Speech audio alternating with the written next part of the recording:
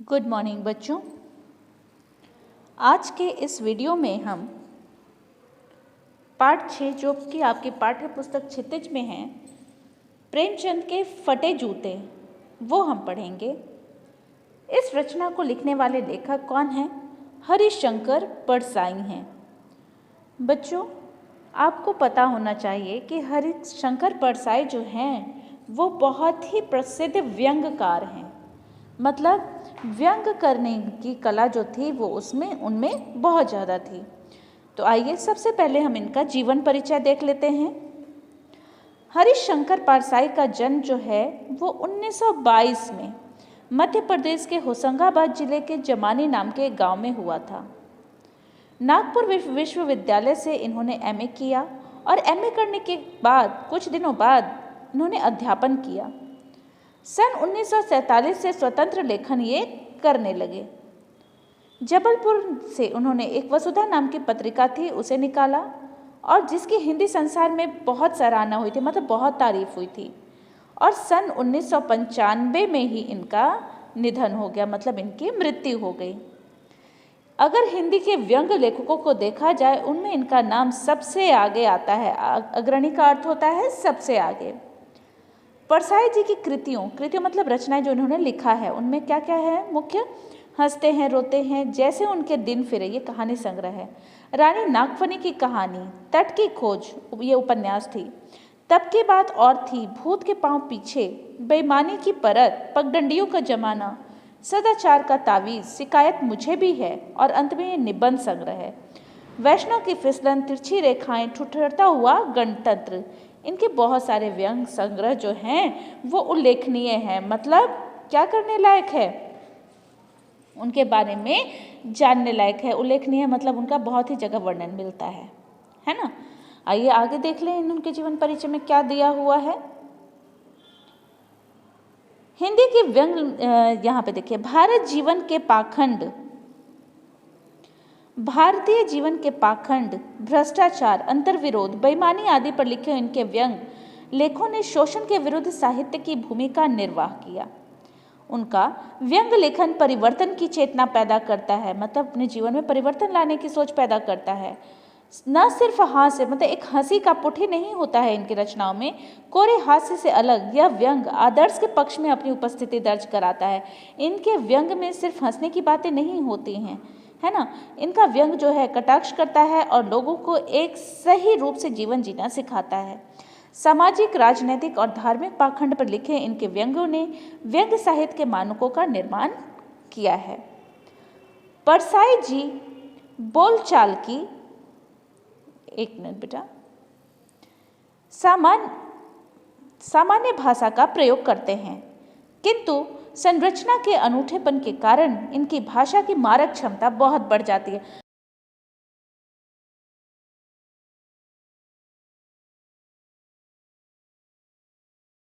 पाठ पढ़ने जा रहे हैं प्रेमचंद के फटे जूते, उसके बारे में हम आपको बताते हैं। इसका पाठ परिचय समझ लीजिए कि ये जो है प्रस्तुत निबंध, ये निबंध के रूप में लिखी गई रचना है।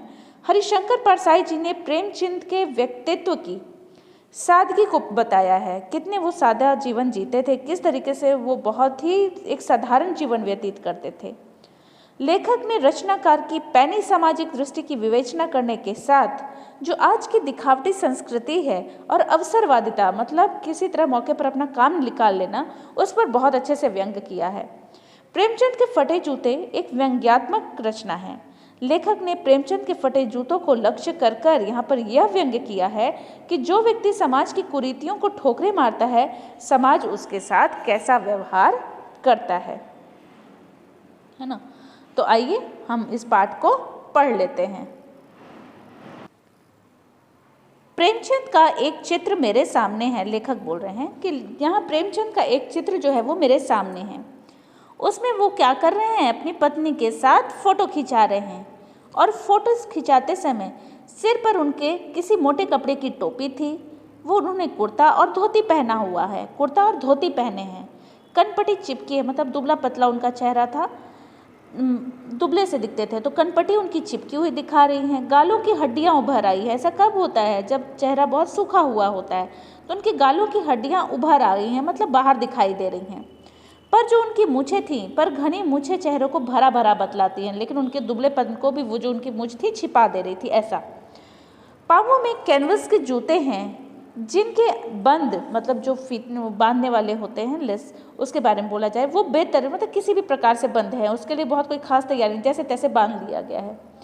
लापरवाही से उपयोग करने पर बंद के सिरों पर लोहे की जो पतरी होती है ना, जो सूल में वो लगाने के लिए होता है, लेसेस लगाने के लिए, जिसकी मदद से जल्दी लग जाती है, वो निकल गई थी और छेदों में जो बंद डालने में परेशानी हो रही थी। तब बंद जो था वो किसी तरीके से, क्योंकि वो सही जगह पे जा ही नहीं पा रहे थे वो बंद, तो वो किसी भी तरीके से बांध लिए जाते थे। दाहिने पांव का जूता ठीक है, मगर बाएं जूते में एक बड़ा सा छेद भी हो गया है, जिसमें से उंगली जो है वो बाहर निकल आ रही है। उस फोटो में ये सब दिखाई दे रहा है ना। तो वही लेखक यहाँ पे वर्णन कर रहे हैं कि दाहिने पांव का तो उनका जूता ठीक है, लेकिन बाएं वाले पैर के जो जूता है उसमें एक बड़ा सा छेद होता है, जिसमें से फटे हुए भाग से उनकी उंगली जो है वो बाहर निकल आई है। मेरी दृष्टि इस जूते पर अटक गई है। सोचता हूँ फोटो खिंचाने की अगर यह पोशाक है। अब लेखक इस सोच में पड़ गए हैं कि क्या अगर फोटो खिंचाने के लिए ऐसे तैयार हुए हैं तो पहनने की कैसे होगी, इनका साधारण रहन सहन कैसा होगा, ये कैसे कपड़े पहनते होंगे। नहीं, इस आदमी की अलग अलग पोशाकें नहीं होंगी, इसमें पोशाकें बदलने का गुण नहीं है, यह जैसा है वैसा ही फोटो में खिंच जाता है। अब यहाँ पर देखो लेखक क्या बता रहे हैं, वो उनको अंदाज़ा लग रहा है, वो खुद ही अंदाज़ा लगाते हैं कि नहीं, ऐसा नहीं है, इस आदमी को अलग अलग पोशाकें नहीं हो, लेकिन नहीं, ये आदमी जैसा है ये वैसा ही फ़ोटो खिंचाता है, ये फ़ोटो खिंचाने के लिए अलग तरीके से तैयार नहीं हुआ होगा, है ना। ये जैसा है वैसा ही फ़ोटो में खिंच जाता है। कहने का मतलब ये कि प्रेमचंद जी को थोड़ा भी, इस बात से हमको क्या समझ आ रहा है कि प्रेमचंद जी को थोड़ा भी दिखावा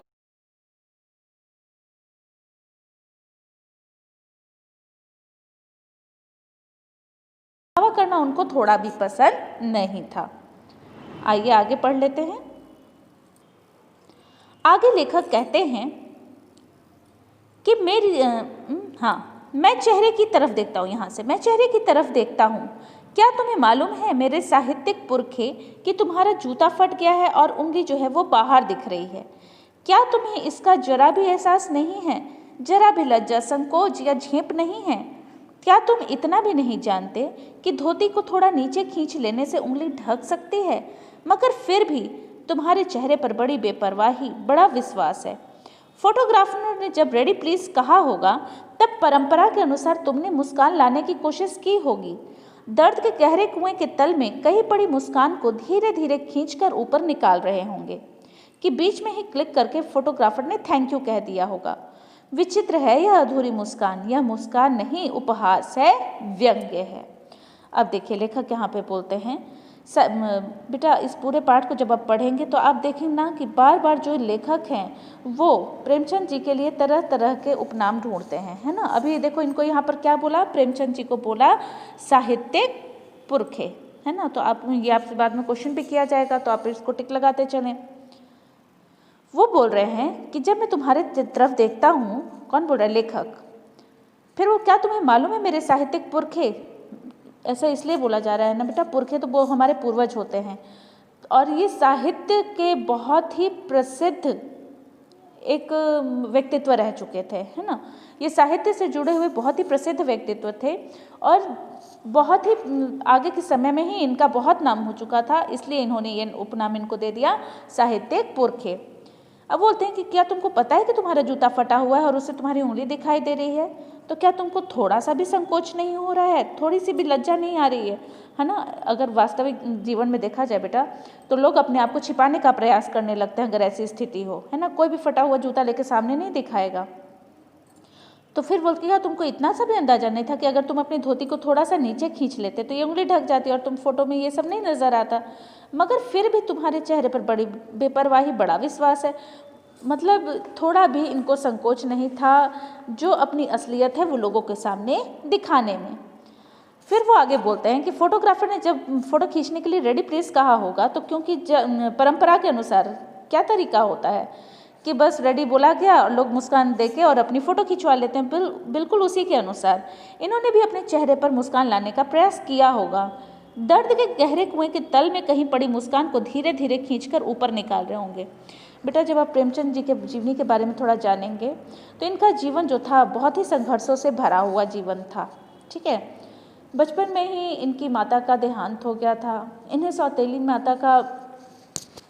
माता थी इनकी, है ना, अपनी माँ नहीं थी, ये आप समझ सकते हैं। उसके बाद ये आर्थिक रूप से भी काफ़ी परेशान रहे। इनका वैवाहिक जीवन भी जो था वो सुखी नहीं था, है ना। तो मतलब इनके जीवन में सिर्फ दर्द ही दर्द था। तो ऐसा लग रहा था कि जब इनको हंसने के लिए बोला गया तो बड़े मुश्किल से ये अपनी मुस्कान को ऊपर खींच के ला पाए होंगे और बीच में ही फ़ोटो खिंच गई होगी और उन फोटोग्राफर ने थैंक यू कह दिया होगा। अब ये जो इनकी ऐसी जो मुस्कान दिखाई दे रही है, ऐसा लग रहा है उस मुस्कान को देख के कि ये मुस्कान जो है वो कैसी है, अधूरी है। इसमें लगता है कि या तो किसी का उपहास उड़ा रहे हैं, मतलब मजाक उड़ा।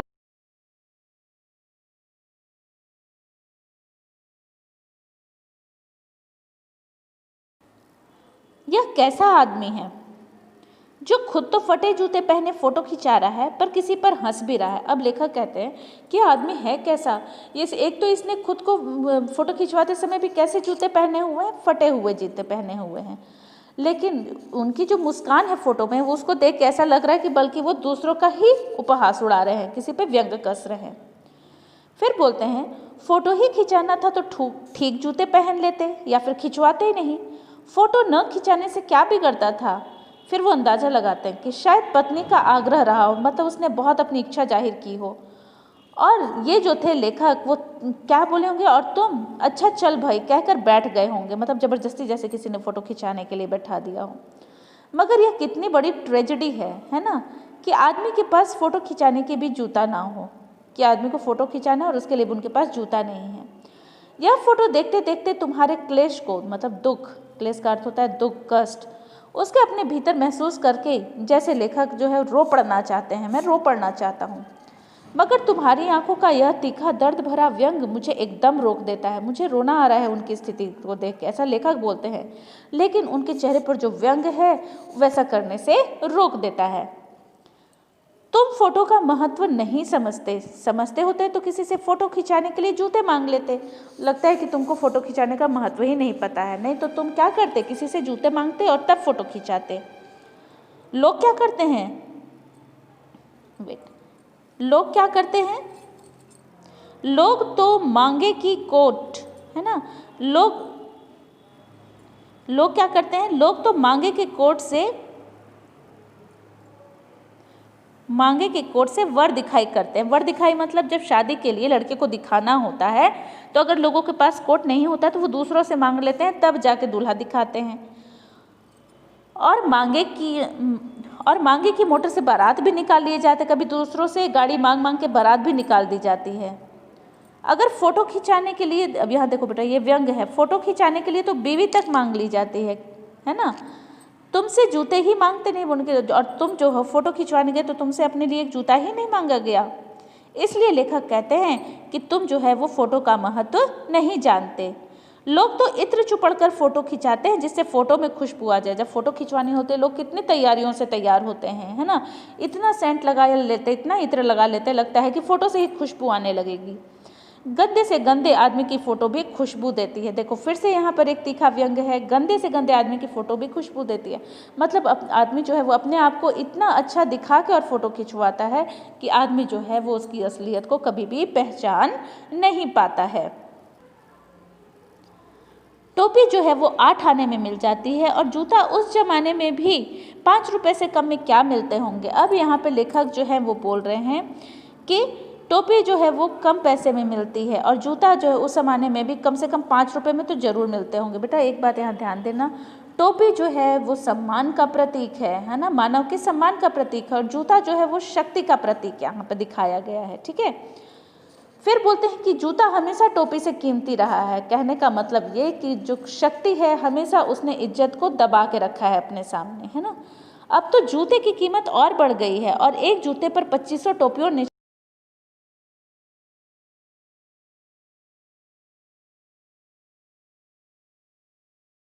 जूते पर 25-25 टोपियाँ, मतलब शक्ति के आगे तो सबका सम्मान जो लगता है वो न्यौछावर होते, मतलब बिका हुआ लगता है।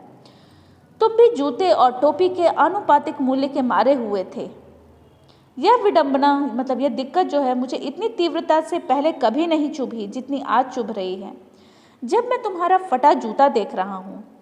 तुम महान कथाकार, अब देखो बेटा, मैंने पिछले एक बार बताया था, क्या बताया था, साहित्यिक पुरखे, है ना। अब यहाँ से फिर से जो ये लेखक है, इनको बार बार देखो अनेक नामों से पुकारे हैं। महान कथाकार, उपन्यास सम्राट, युग प्रवर्तक, है ना, जाने क्या क्या कहलाते थे, मगर फोटो में भी तुम्हारा जूता जो है वो फटा हुआ है। फिर बोलते हैं मेरा जूता भी कोई अच्छा नहीं है, यूँ ऊपर से अच्छा दिखता है। बोलता है कि मेरा भी जूता बहुत अच्छा नहीं है, लेकिन सिर्फ मैं ऊपर से अच्छा दिखता है, उंगली बाहर नहीं निकलती। बोलते कि मेरे जूते से उंगली बाहर नहीं निकलती, पर अंगूठे के नीचे का तला फट गया है। अब हुआ क्या कि अंगूठे पे ज़्यादा दबाव नहीं देते हैं तो इनका जो है वो नीचे का तला फट रहा है। अंगूठा जो है वो ज़मीन से घिसता है चलते समय, और पैनी मिट्टी पर कभी रगड़ खाकर लहूलुहान भी हो जाता है। पूरा तला गिर जाएगा, पूरा पंजा छिल जाएगा, मगर उंगली बाहर नहीं दिखेगी। तुम्हारी उंगली दिखती है पर पाँव तुम्हारा सुरक्षित है। मेरी उंगली ढकी है पर पंजा नीचे से घिस रहा है। तुम पर्दे का महत्व ही नहीं जानते और हम पर्दे पर कुर्बान हो रहे हैं। बेटा देखो, ये पूरा भावार्थ इस पैराग्राफ में छिपा हुआ है ना। यहाँ मैंने बताया कि जूता जो है वो शक्ति का प्रतीक है ना। बोलते कि ठीक है, यहाँ कहने का मतलब है कि इनके पास भी कोई बहुत शक्ति नहीं है, लेकिन ये फिर भी अपने आप को बाहर से अच्छा दिखाने की कोशिश करते हैं, है ना। और इस कारण इनकी वास्तविकता जो है वो छुपी हुई है, हाँ। पर अंगूठे के नीचे का तला फट गया है, मतलब अंदर से ये खोखले हो गए हैं ना। इनका आत्मा जो है इनका मतलब संतुष्ट नहीं है। अंगूठा जो है वो ज़मीन से घिस जाता है, और इसलिए बोलते हैं ना कि कभी कभी आत्मा भी जो है, हम जो कार्य करना नहीं चाहते दिखाने के लिए करना पड़ता है, तो हमारी आत्मा क्या होती है, मतलब छल नहीं हो जाती। कहने का मतलब है कि संतुष्ट नहीं होती है, स्वाभिमान हमसे रूठा हुआ लगता है ना। वही बात यहाँ बोली जा रही है। लेकिन वो लेखक के बारे में बोलते हैं कि नहीं, तुमने अभी भी अपना आत्मसम्मान जो है वो पूरी तरह से बचा कर रखा हुआ है। तुम कभी भी दिखावे पर नहीं गए, मतलब तुम्हारा जो है वास्तविकता दूसरों के सामने आ जाता है, लेकिन तुम्हारी आत्मा जो है वो प्रसन्न है ना। तुमने अपने स्वाभिमान की पूरी तरह से रक्षा की। लेकिन अब वही बोल रहे हैं कि तुम तो वास्तविकता दिखा देते हो, लेकिन हम जैसे जो साधारण लोग हैं वो क्या करते हैं, हम अपने आप को सदा छिपा के रहते हैं और दूसरों पर जाहिर नहीं होने देते। बेटा अब इसका आगे का पाठ जो है अगले वीडियो में हम खत्म कर लेंगे। तब तक के लिए आप इस पाठ को पढ़ें और समझें। धन्यवाद।